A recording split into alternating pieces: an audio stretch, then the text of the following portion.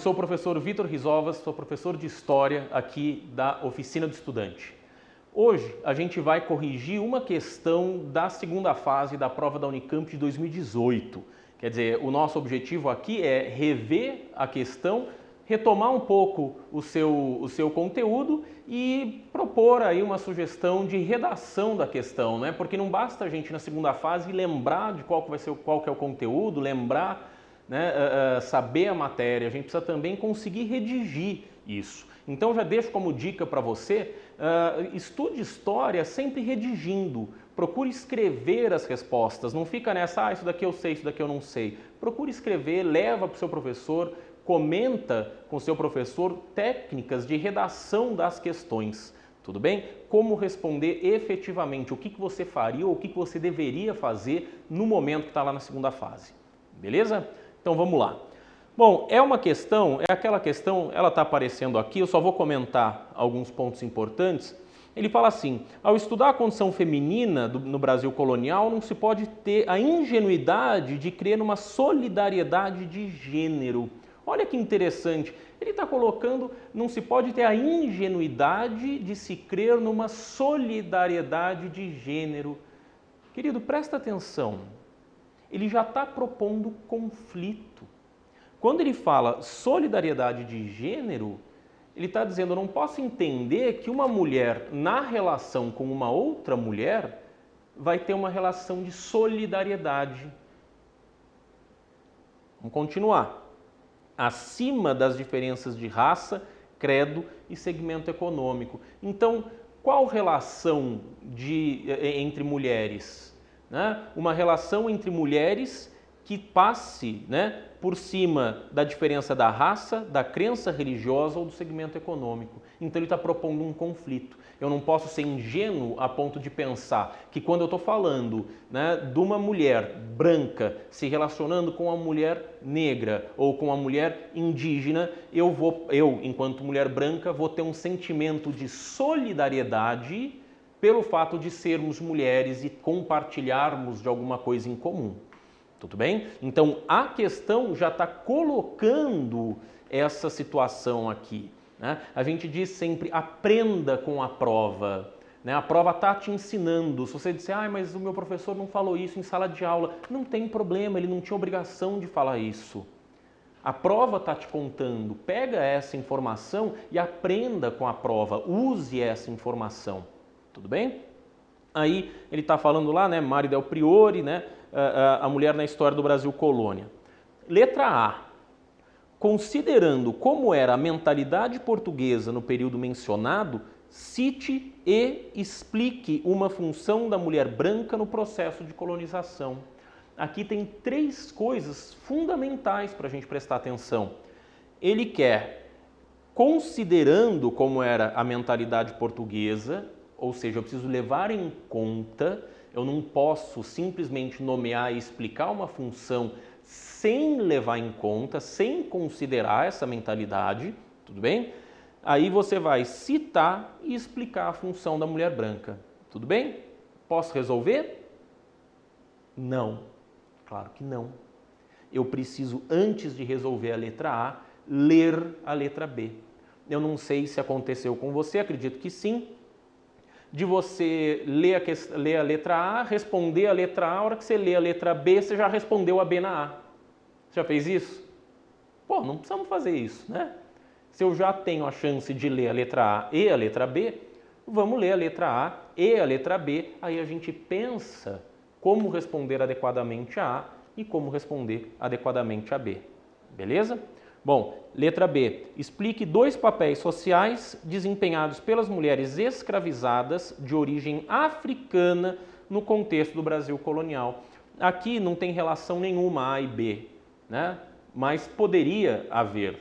Então é importante que a gente leia para saber se tem alguma coisa a ver ou se não tem alguma coisa a ver, se eu tenho que levar em conta o que eu fiz no A para responder o B, né? Então, conhecendo as duas, agora a gente pode tranquilamente responder a A. Antes de responder a A, eu queria comentar alguns pontos da sociedade do Brasil colonial. Tudo bem? Vamos lá? Então, montei aqui um esqueminha para a gente dar uma olhada em dois dos principais produtos do Brasil colonial. Tá certo? Cana mineração. Tá? Como a questão não determina, né? Eu quero pensar o papel da mulher na sociedade açucareira ou na sociedade mineradora, então a gente pode olhar para as duas sociedades e pensar qual melhor nos convém, né? Antes de responder. Então, sociedade colonial, de maneira geral, primeira coisa que eu quero chamar a atenção, dificilmente nas pirâmides sociais a gente faz distinção homem-mulher. Né? Em geral, a gente coloca só o papel do homem, o comerciante, o advogado, o capitão donatário. Né? A gente não coloca, em geral, a função da mulher nessa sociedade. Né? Isso já nos ajuda a perceber alguma coisa. Né? Então, as mulheres de elite, onde aparecem? Né? Alguma coisa de mulher escravizada, a gente costuma comentar sim, mas a mulher de elite dificilmente ela aparece. Né? Não tem um nome muito específico e tal. Mas vamos ver. Se a gente está falando da cana, primeiro detalhe importante, a gente tem uma pirâmide social muito pouco fragmentada, muito pouco diversa. A gente sabe que a sociedade açucareira é uma sociedade rural, essencialmente rural. Então não tem uma diferenciação social muito grande. Lembra daquele conceito lá do Durkheim, da sociologia, né? A diferenciação social. Eu tenho o senhor, né? Que eu coloquei aqui um branco proprietário. Proprietário de quê? Proprietário de engenho, proprietário de escravos ou proprietário de terras, né, os três tipos de senhor. Então, esse senhor branco proprietário ou o escravo, grosso modo. E aí o escravo desempenha qualquer função, né, a maior parte das funções. Tem, sim, um grupo pequeno de brancos e mestiços pobres. Existe, sim, esse grupo branco ou mestiço pobre. Existe. Tem um grupo pequeno também, poderia colocar aqui negros alforriados, pobres. Olha, estatisticamente é um grupo muito reduzido nesse Brasil do açúcar, né? É muito pouco, não sei se vale a pena colocar. Mas se eu pensar em feitores, em capitães do mato, né, em vaqueiros, né, essas pessoas, elas são livres, frequentemente mestiças, eventualmente brancas, eventualmente negras, né? Mas são brancos e mestiços pobres, via de regra, tudo bem? E abaixo os escravizados, tá certo?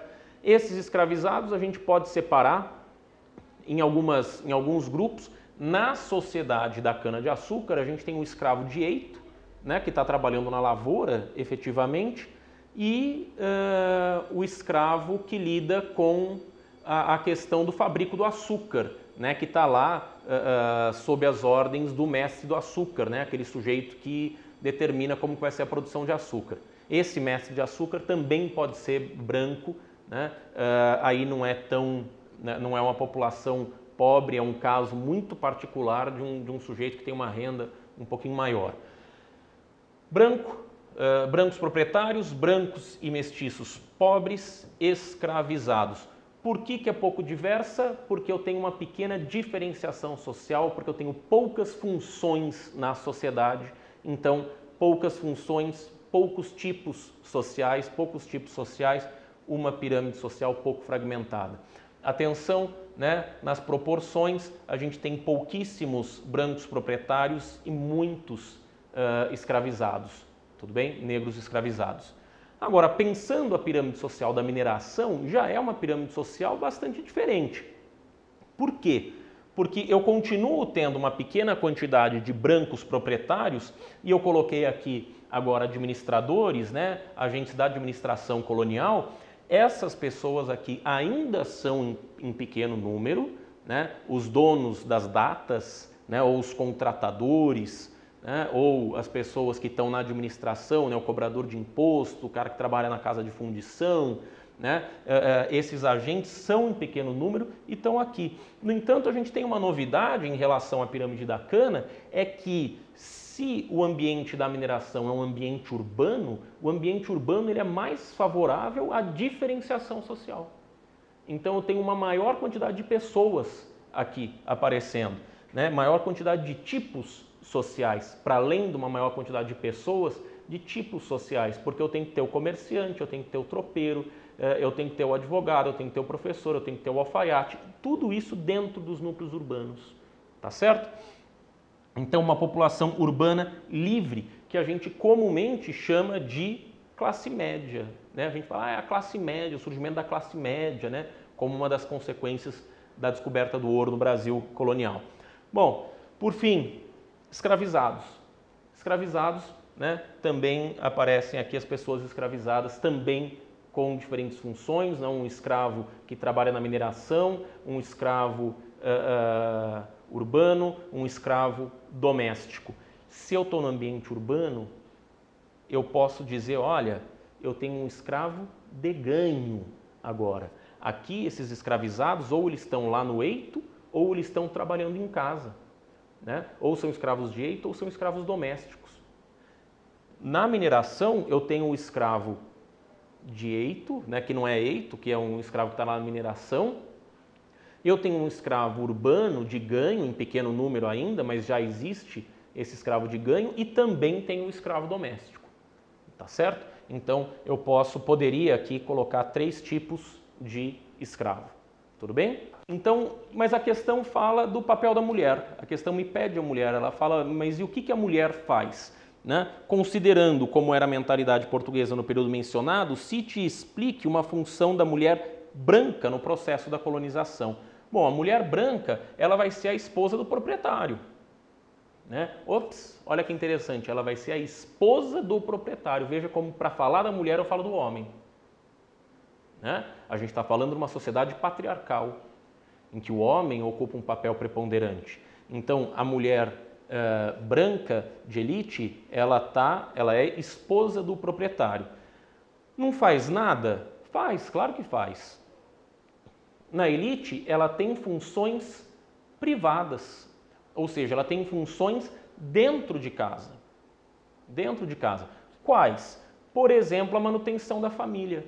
A gente precisa pensar que uma das funções de trazer mulher para a colônia é povoar a colônia. Então eu preciso trazer a esposa, não vem só o marido, né? Não vem só o homem colonizar, eu vou trazer a mulher também. Porque daí eu tenho o povoamento, eu tenho a possibilidade de trazer para a colônia a mulher, isso preserva a família, preservando família, eu tenho um maior número de filhos. Daí você fala, Vitor, mas que fala conservadora. Não, não é uma fala conservadora, é porque eu vou trazer o homem e a esposa e esse casamento vai gerar filhos. Essa é a intenção, essa é a mentalidade lá no século XVI, XVII, XVIII, né, que a gente está analisando aqui. A mulher na elite tem uma outra função privada que é cuidar da criadagem. Então ela dá ordem na criadagem, né, nessas mucamas, né, ou nesses escravos domésticos. Então ela que administra, ela que gerencia essas relações dentro da casa. E ela tem um papel também na preservação de costumes europeus, da religiosidade, né, de ser alguém que controla o marido, que traz para uma formação mais cristã, né? Então, a preservação de costumes, porque eu vou evitar que o homem se misture, né? Promova uma miscigenação com a mulher negra ou com a mulher indígena, mantendo o homem branco europeu com a mulher branca europeia.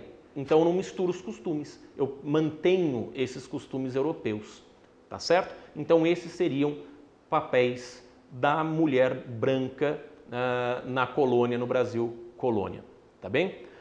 Agora, o item B, explique 2 papéis sociais desempenhados pelas mulheres escravizadas de origem africana. Opa! 2 papéis sociais desempenhados pelas mulheres escravizadas de origem africana. Escravizadas africanas, elas vão para o eito, então eu tenho mulheres trabalhando na lavoura também. Elas são escravas domésticas, e quando eu falo escravas domésticas, eu posso falar trabalha na faxina da casa, trabalha cozinhando, trabalha como ama de leite, né? Então tem várias funções dentro da casa que podem ser exercidas pela pela negra escravizada, pela mulher negra escravizada, e no ambiente urbano, principalmente, escravo de ganho, né? É aquela quituteira, né? Que vende quitutes, né? Que vende docinhos ou que vende alguma coisa que foi produzida, então pode vender tecido, pode vender um peixe que foi pescado pelo escravo e ela leva o peixe para dentro da cidade para vender por ali. Então essa seria a função do escravo de ganho. Tudo bem? Tá claro? Vou redigir as questões, as respostas. Presta atenção. Bom, redigir aqui uma possível resposta. Claro que quando a gente fala de uma questão dissertativa, a gente tem várias respostas possíveis, né? A minha sugestão seria essa, né? Uma das funções das mulheres brancas no período colonial era a de preservar a família e o casamento no modelo europeu, evitando que o contato com outras culturas representasse ameaça ao projeto colonizador. Vejam que eu procuro destacar que, considerando a mentalidade da época, é isso que pede o enunciado. Então eu preciso deixar claro no meu texto que eu estou levando em conta. Onde que eu levo em conta? Bom, a mentalidade da época é que os portugueses tinham que vir para o Brasil, colonizar o Brasil, né, para explorar em favor de Portugal, levar a cultura portuguesa para a colônia. Por isso que está aqui, ó, trazer a mulher preservando família e casamento no modelo europeu, evitando a perda dessa cultura. Claro que existem outros formatos de casamento, claro que existem outros formatos de família, né? A gente tem modelos de poligamia, a gente tem modelos tribais, a gente tem diversos modelos de casamento, mas não interessava naquele momento aos portugueses um casamento de outra forma, por isso o casamento no modelo europeu, evitando a perda da cultura. Tudo bem? Ou seja, não é uma ameaça, né? Não representa uma ameaça ao projeto colonizador. Tudo bem? Bom, poderíamos falar da mulher branca como uma mulher que tinha a função da procriação? Poderíamos. Poderíamos falar que a mulher tinha a função de administrar as mucamas, as escravas domésticas? Poderíamos, né? Então ali, se eu falo da procriação, a gente fala da necessidade de povoamento, né? Que é para cumprir o projeto colonizador. Se eu falo de administrar as mucamas, significa também, né, legitimar ou também impor a elas, né, a dominação dos brancos sobre as populações escravizadas negras e indígenas. Então lembra, né, leia aí a sua resposta, se ela leva em conta o projeto colonizador, que é a mentalidade da época. Tudo bem? Dentre os papéis das africanas escravizadas estão o trabalho nas lavouras e nas casas dos senhores, tendo um papel relevante para a economia, além de serem tidas como ferramentas das senhoras.